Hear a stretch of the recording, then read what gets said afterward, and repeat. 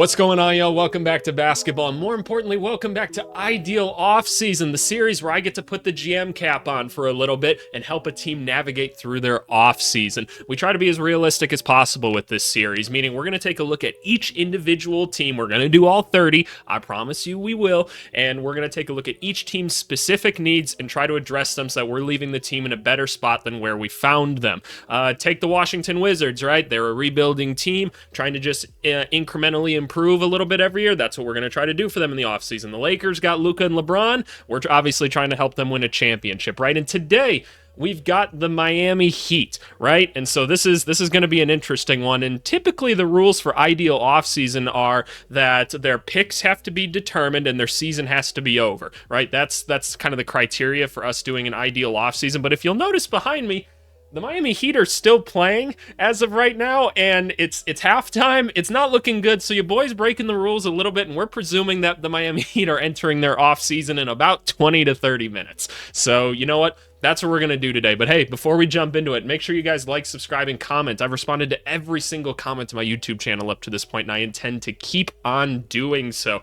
Make sure you go watch the other Ideal Off Seasons here. It's by far and away the most popular series on my entire channel. I think I'm the only YouTuber doing something like this, so kind of a cool thing. And please, Go watch my Do They Fit in the NBA series. Probably my favorite series to do on YouTube. Ideal Offseason's pretty cool as well, but this one's a lot of fun. They always get demonetized is the unfortunate thing, so I'm doing them purely out of love for the game. So please go give them a watch and go show them some support. But anyway, let's talk about Ideal Offseason. So this brings us to the Ideal Offseason spreadsheet.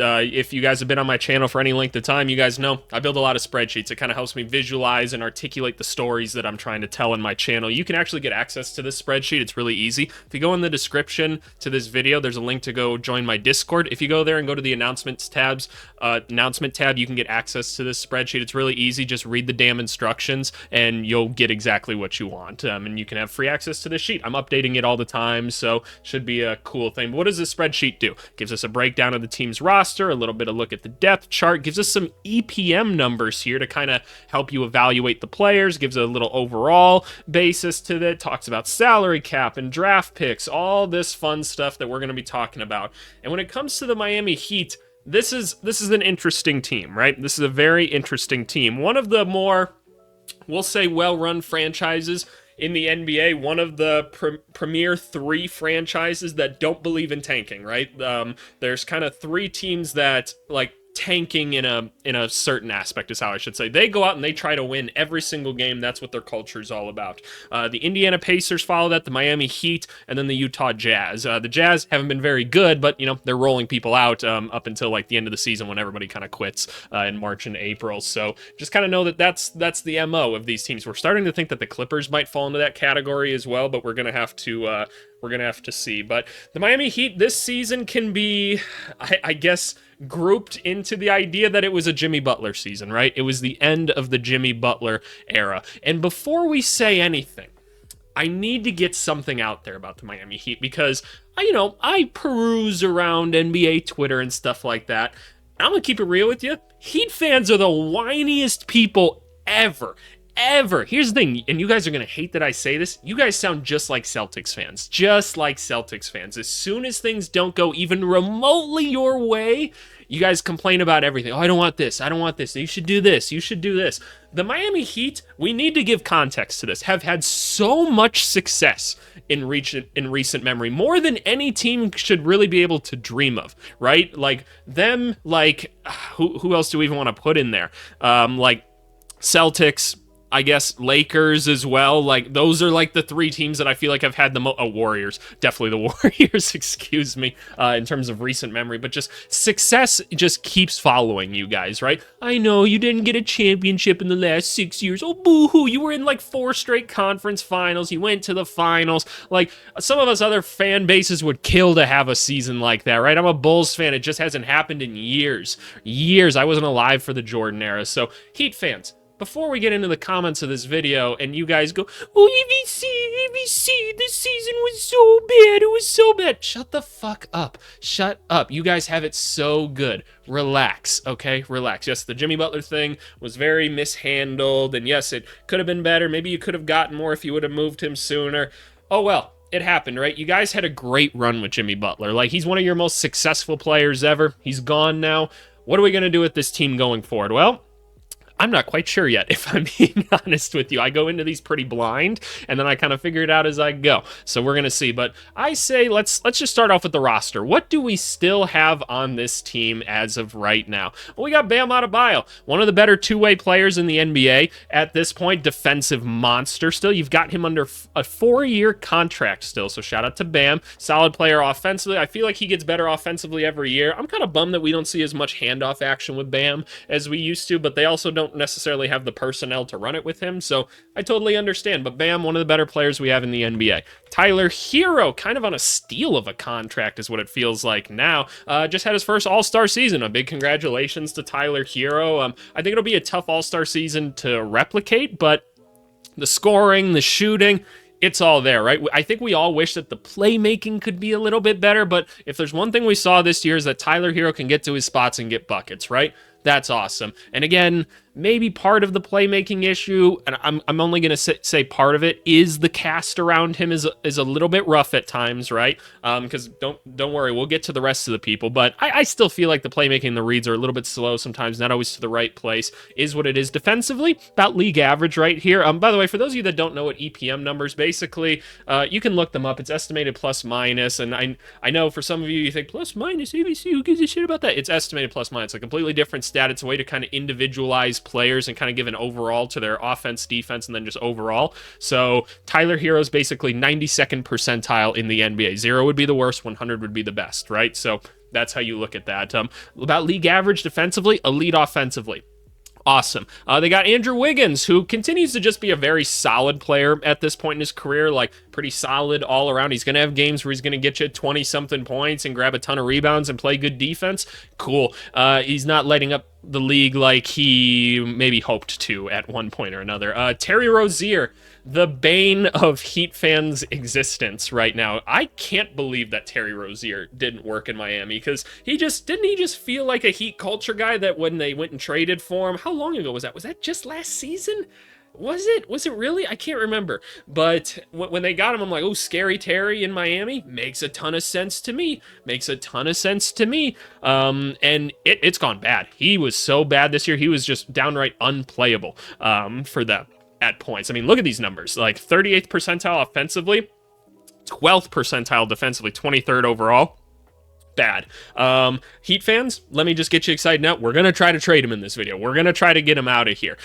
So we don't have to deal with Scary Terry and his money anymore. He technically is only owed $24 million if we want to cut him, but we're not going to do that. We are going to be guaranteeing that contract and sending it elsewhere. So let's just take that off the board right now. Duncan Robinson.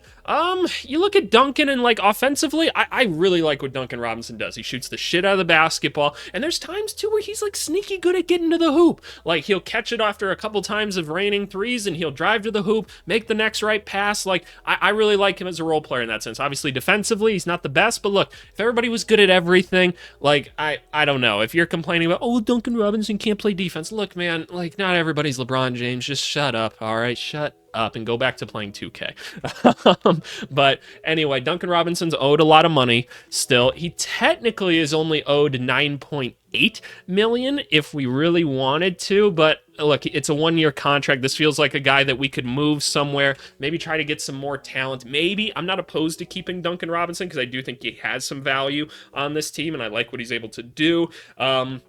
But if a team's looking to move off of some salary or something like that and we can get something for it, then cool beans. So I'm probably going to be keeping Duncan Robinson around. Kyle Anderson, slow-mo, offensively, just still doesn't really do much at all. He had that little spurt during the play-in where he was hitting threes again. I wouldn't count on that, but really good defensively, good vet.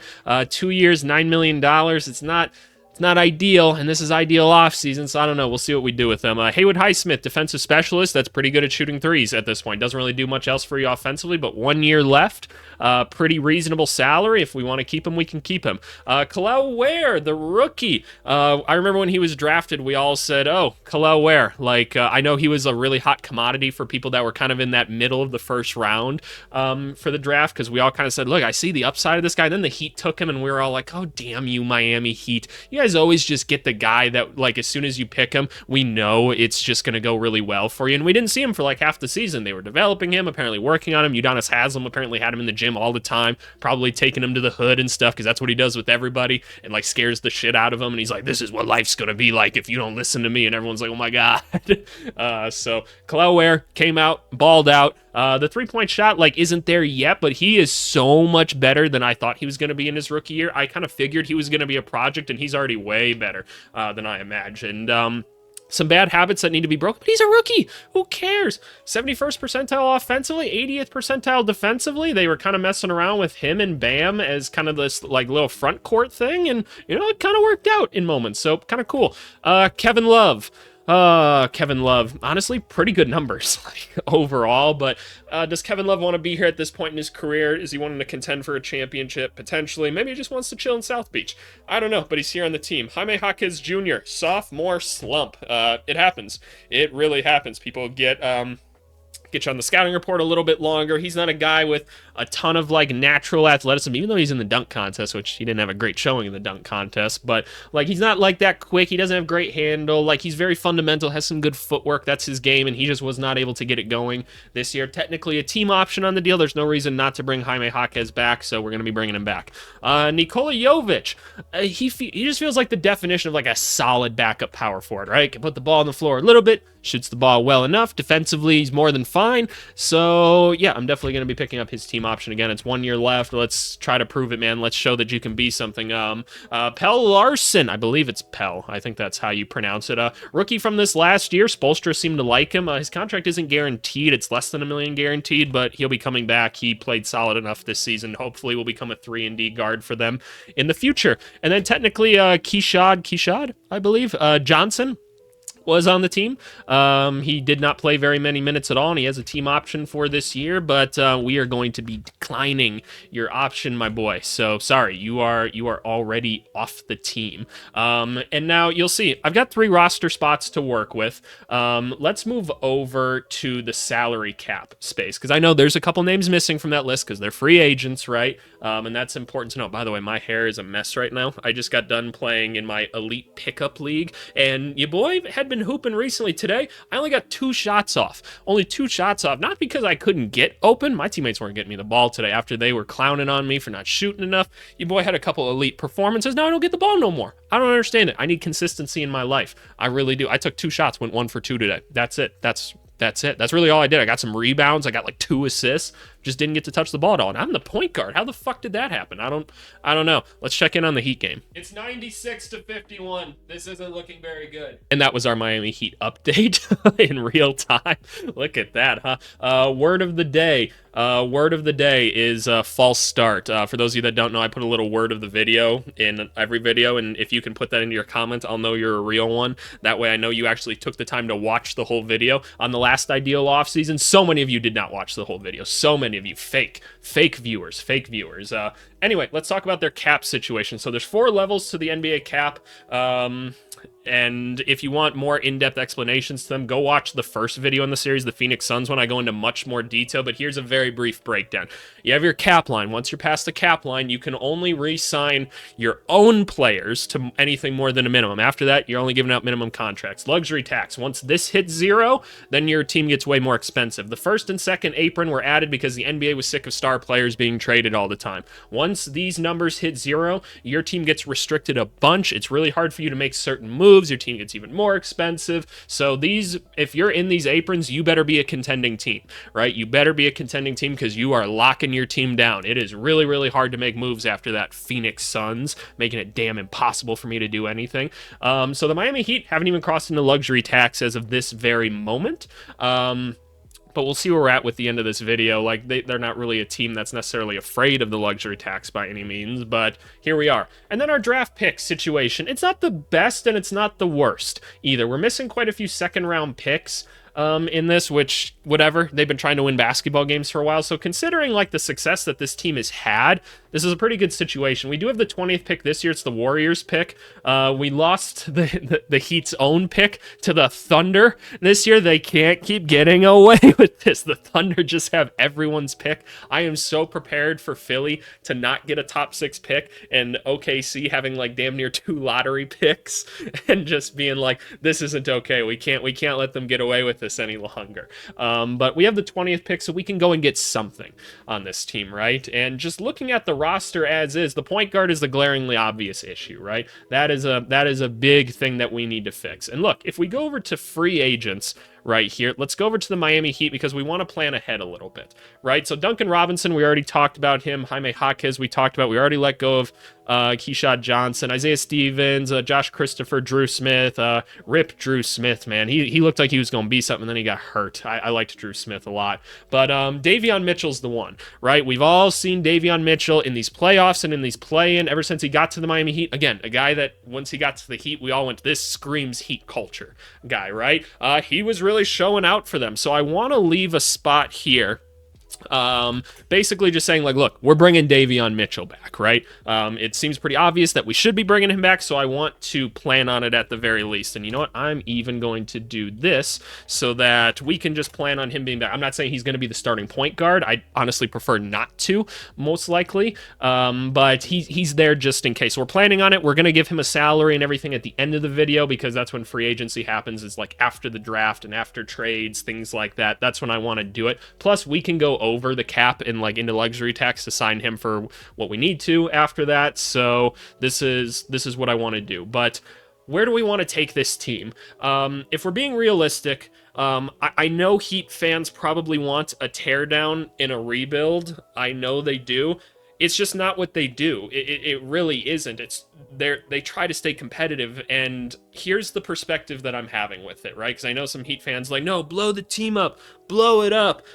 It works for you guys. Like, this is what you do. Like, you can't turn Heat culture on and off. I'm telling you, this is like a former coach that's been around some high-level cultures, some high-level ones, and like, when you have something like that, you don't just flip the switch on it, right? So I know it's hard, but you guys have done it before. You've left the LeBron, Dwayne Wade era, and you've built into something that got you to finals and Eastern Conference finals and things like that. You found the Bam Adebayos, you found the Tyler Heroes. You guys develop players well, so I'm not going to let you guys rebuild just yet. I want to retool you guys a bit and try to make you more flexible because, look, whatever we have at the end of this video isn't going to be a title contender, right? So I want to make you guys more flexible so that if the right player becomes available, we can strike at it, right? So that's what I'm hoping to do today.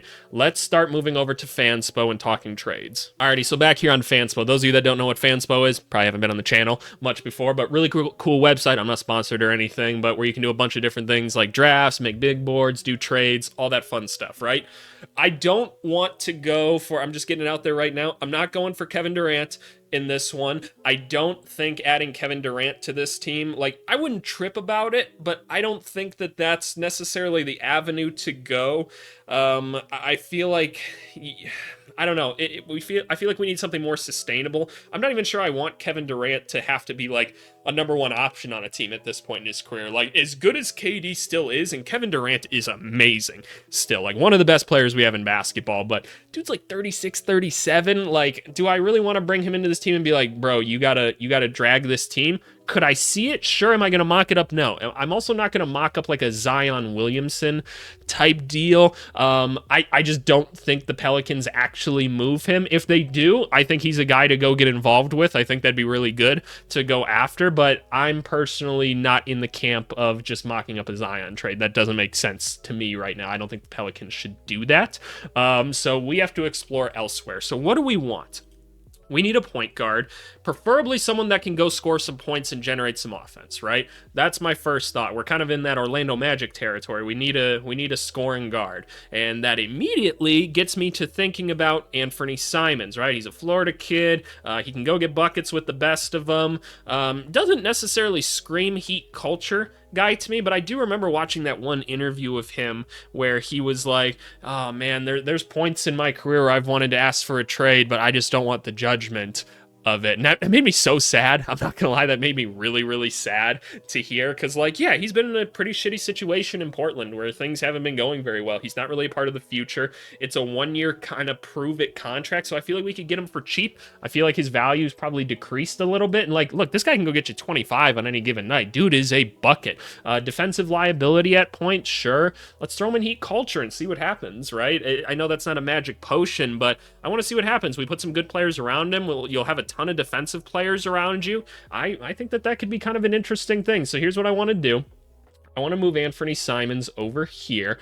Now, what is Portland going to want from us? What do they want from us? Well, we could just throw them Terry Rozier.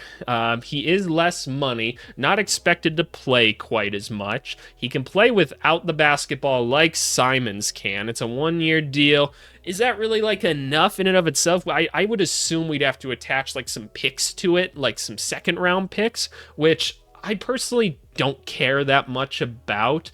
Like, I've seen the Heat pull people out of the G League out of nowhere and make them into good players, so I'm not tripping necessarily about giving them a second-round pick if it means that I can get a guy that can go get me 25 points on any given night. So I just want to take a look and, like, see Anthony Simons' numbers here for a second. Like, yeah, I know the defense is bad, but, man, the offense is there. It's a 1-year kind of prove-it deal. I kind of like that. So what if we just tell them, like, hey, we'll save you a little bit of money, right? A little bit of money right here. We know that you don't want to re-sign Anthony Simons. You don't have to deal with it. You don't want to just lose him for nothing either. You have no reason to bring it back Terry Rozier. So we relieve you of that pressure, right? I'm giving you guys the psychology behind these moves. That's what I want to do with these.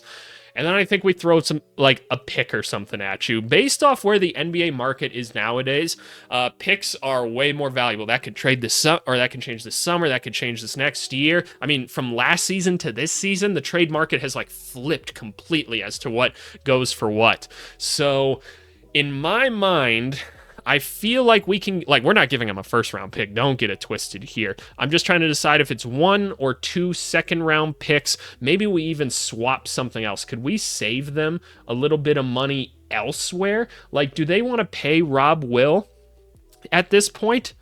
Probably not. Probably not. They could probably save a little bit of money there. Is there somebody that we could give them that they would rather have on the team than, like, a Robert Williams who's just injured all the time? They've got other bigs that they'd probably rather play at this point. Like, DeAndre Ayton's probably going to be on the team. They want to play Klingon, right? And maybe they bring Reith back. They just don't need Robert Williams, right? Do we have something that we could throw at them that would make them, like, curious at all about this? I'd prefer not to give up Jaime Jaquez. I'd really prefer not to.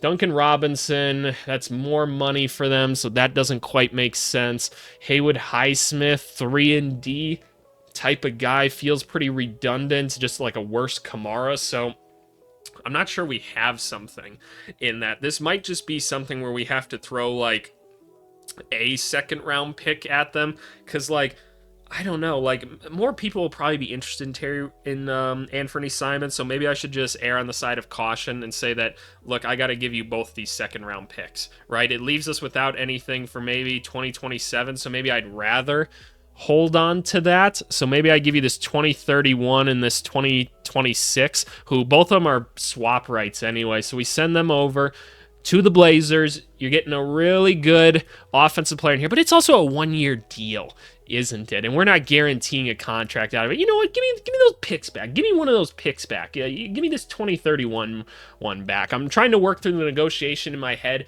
I think this makes some sense. I think it does. You get a second-round pick out of it in what'll be next year's draft. Cool. Good for you, Portland. You're still kind of trying to rebuild. You get another asset to work with. Now you don't have to worry about Anthony Simons or anybody else on your team anymore. This trade should just work as is. Cool. Is this fair for Portland? Like, it doesn't feel like they're getting much for Simons. It really doesn't. But he's 1 year left on the deal. That's the hardest part about it. But he is still good offensively. I feel like I got to work something else out here. Alrighty, so I was messing with trades a little bit.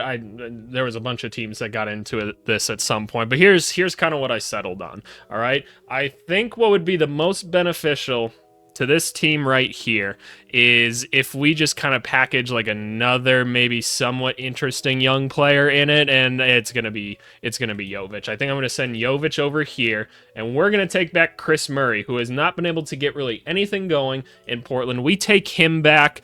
If it doesn't work out, you can let him go. We're getting a much better player in this, and I feel like the Trailblazers would much rather have Jovic than like a Chris Murray. So I feel like that in the pick is probably enough to kind of make this make sense. That way Portland gets a young guy that should be able to help their group. They get a second round pick, which probably isn't going to be all that great anyway. We get by far the best player in this trade in Anthony Simons, so I'm gonna go ahead and do this one. So Terry Rozier is now Anthony Simons. I'm not happy to see Jovic go. I think he was solid. I think the contract negotiations would have been tough with him regardless, but let's turn him into Chris Murray here, who, oh boy, offensively, that is rough. That is rough. Okay, so Jovic off the team, right? He was buried in a depth chart anyway. It's not the biggest deal. Terry Rozier gone. This is now Anthony Simons, and then Davian's going to come off the bench, which is awesome. We feel really good about that. Chris Murray, well, we'll see if he turns into anything, right? We'll see if he turns into anything. He's cheap. It's not that bad, so not a big deal. We no longer have this second round pick right here. What other moves do we want to make? We went and got another scoring guard, so we've got 2 high-level scorers on the team. We've got a lot of defense and rebounding out here, which is good. We don't really have another center on the team. Like, do we really need Haywood Highsmith at this point? How much do we want to bank on Jaime Jaquez? Probably not a ton. I'd probably just rather keep Highsmith around. Trading Duncan Robinson could be done if you really believe in Pelle Larsson here. Do I want to explore that? Do I want to explore trading Larsson? I'm much more undecisive with this team. Like, 'cause if we took a look at Larsson for his first season, it's not a ton of minutes. It's only 390 minutes, 30% from 3. We like to think it's probably going to get better. What could we get for Duncan? What would we even want is the question. Like, are we relieving somebody of salary? Is there a player like that exists where maybe we can get some sort of draft asset for helping them like relieve or shed some salary? Like, is this a Kentavious Caldwell-Pope situation? Is that where we call our other Florida team and we try to make something happen? Because just work with me for a second. Just work with me. I know this is more expensive, but could we get paid to take KCP off the team, throw Duncan Robinson to Orlando, where they get their money freed up a little bit sooner, which is cool. That's cool, right? They get off of KCP's money, who KCP was just rough for him this year, right? He was rough. I don't know how good KCP is going to be for us either. Maybe not the greatest. Probably not the greatest. He'd probably play pretty well off of Bam, honestly. So I actually wouldn't hate that. It'd be more similar to Jokic style or LeBron style. So I could see that a little bit. I could see that. Having a vet on the team like that. How are we doing vet-wise on this team? I mean, Bam's pretty much a vet at this point. Hero's an all-star. Wiggins is kind of there. Kyle Anderson, yeah. Kevin Love, if he's going to be on the team, I guess we'll see. It's the Heat, right? I'm not too worried about that kind of stuff. I'm trying to figure out if I want to pull the trigger on something like this. Like, will they give us a pick in this, or would they rather just hold on to their picks and keep KCP? I feel like they would rather just do that. So how many roster spots we got left? We got 2. We've got 1 draft pick, and then we could hit free agency as well. This feels like such a run it back. Like, how many guys are we... Like, Duncan Robinson's contract is up after this year. So is Highsmith. So is Love. Okay, here's how I kind of want to attack this. I want to remain flexible, right? Duncan Robinson, believe it or not, could be a really valuable trade piece for, like, the middle of this season. Somebody wants out, somebody needs a trade facilitated. We could come in with Duncan Robinson and make the money work because he's still a valuable basketball player as well. So I think what we do is accept that the Anthony Simons ad is cool. We have a full season of Davion Mitchell. Makes us better. We've got a pretty solid team overall right here. Like, we've got a lot of quality basketball players. This is going to be a very competitive team in the East, right? Very, very competitive. And I know Heat fans, you probably want to bottom out. We've already talked about it. Get over it. I think I want to keep this team flexible for the trade deadline is how I want to attack this. I'm not going to completely fix it right now, but we're going to have some trade assets at that time. Like even Simons at that point could be a trade asset, but moving Wiggins, I just don't really see the point necessarily. I don't know who's really looking for an Andrew Wiggins. That feels too hard to move. Kyle Anderson could be a good trade chip for somebody. So could Haywood Highsmith because he could help a contending team for not much money at some point. So I think that's how I want to do it. I want to hold on to Jaime Jaquez and see what we can get out of him. Definitely want to keep Larson around. So I think this is what we're going to do. I think we're going to go into the draft now and figure out who it is that we want. We've kind of addressed the point guard position now, so we kind of have the freedom to just pick who we think is going to be a good player. Probably we want to swing for some upside, right? Because we're the Miami Heat, and we believe that we can develop something out of these guys, because that's what we do. Kel'el Ware was looked at as a pretty raw prospect, so I say we do that. Let's head to the draft. Alrighty, so we're here at the Fanspo mock draft. Why does Cooper Flag keep falling in these drafts whenever I make the videos of him? It never does that in the other simulations. So it's going to simulate. We're going to get to our one Heat pick here. We've got the 20th pick in the draft, and we are going to see what is available here. All right. We're here with the 20th pick, and alrighty, I already see some things that I am very curious about. Very, very curious about. So, like I said, we can afford to swing for the fences a little bit with this one. Looking down the line, Yegor is definitely a long-term option. I don't think he's going to be NBA ready at all, but the height and the ball handling is always going to be interesting, right? Danny Wolf, pretty dynamic player. We obviously had him pretty high on our big board in our series. Again, go watch these videos here. Do they fit in the NBA one? Where's our Danny Wolf one? There he is. Look at him wearing the yellow and being all pale and pasty. There he is. He's such a sweet man. Carter Bryant's there. At the time of recording this, I recorded a Carter Bryant video this day. I don't know when that video's going out yet. I don't know. Oh, I see the Heat game's back on. Let's go do a Heat check. The Heat are currently down 49 points. So not that great. Not doing too hot right now. All right, that was our Heat check. This feels very evidently like a Carter Bryant. We don't have a long-term answer at the small forward position. Andrew Wiggins, will he be getting another contract after this one with us?